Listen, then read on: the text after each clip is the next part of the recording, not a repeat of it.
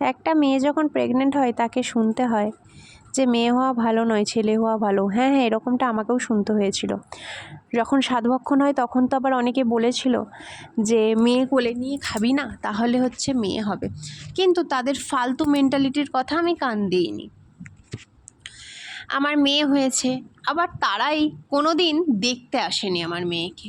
কোনো দিন কেন বলবো, দেখতে এসেছিল। দেখতে এসে কি জিজ্ঞাসা করে, হ্যাঁ এখান থেকে কি দিল, তোর রিলেটিভরা কি দিল।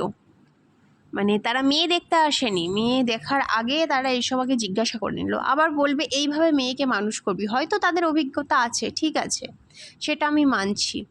কিন্তু একটা মেয়ে যখন মা হয় না, তার অভিজ্ঞতা এমনি এমনি হয়ে যায়, তাকে আর জ্ঞান দিতে আসতে হয় না। আমি বরাবরই জ্ঞান দিয়া পছন্দ করি না, তা আবার তাদের যাদের মেন্টালিটিটা মেয়ে ছেলের ফারাক করে। আমি মেয়ে ছেলের ফারাক বুঝি না, তাই যারা মেয়ে ছেলের ফারাক করে না তাদেরকে আমার সহ্য হয় না।